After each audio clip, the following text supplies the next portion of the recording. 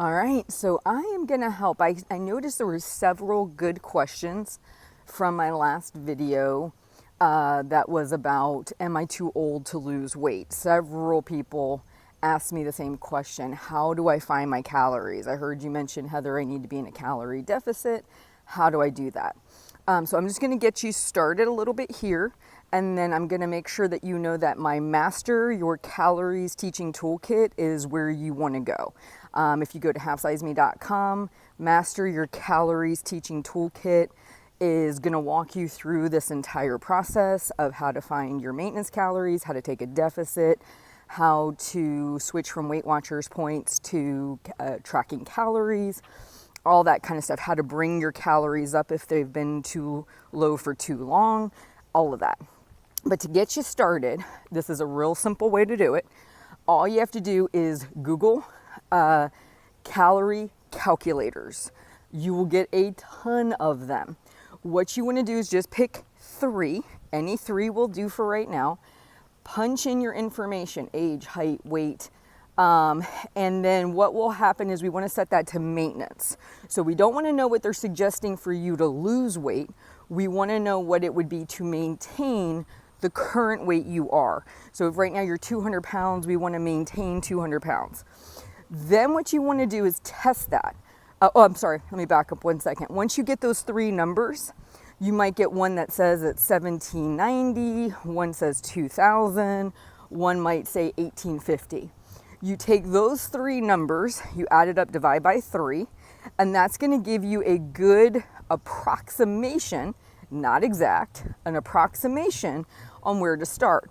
So then you're going to try eating at that for say 2 to 4 weeks while tracking your weight in Happy Scale, so you can see if that's actually your maintenance calories.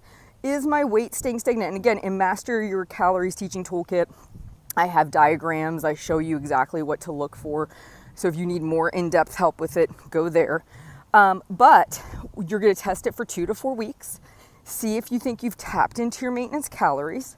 Then what you're going to do is take a calorie deficit from there. But you need to establish maintenance first. And for people, again, that are maybe struggling, that are in that 40, 50, 60, you've had a life of dieting. You probably never took time to find your maintenance calories. You have either thought you need to eat very low, or you just eat maybe whatever you want, and you're going from one extreme to the other. By establishing your maintenance calories and learning that place of stability, what that will do is when the holidays come, when you don't want to diet for a weekend, you're going on vacation, whatever, you can actually take a time out from the process without gaining a bunch of weight and learning a place to pause, okay? So any 3 online calculators, take the 3 numbers, add them up, divide by 3. Then what you want to do is test it for 2 to 4 weeks, see if it's actually accurate. If you're gaining weight, losing weight, or staying stable, you'll know how you're off, right? Then from there, we're going to take a caloric deficit. And then you test that. Am I moving in the right direction, right? So now you've got all that information. You've got a safe place to sit if you don't want to gain, but you also don't want to lose. And you really do know your calorie target based on what you are getting as biofeedback from your body. So a lot of times we hear these numbers, oh, eat 1200, eat 1500. It may work for some people and it may not work for others. The only way to know for certain is to test it on yourself. All right, and again, for more in-depth help, go to halfsizeme.com.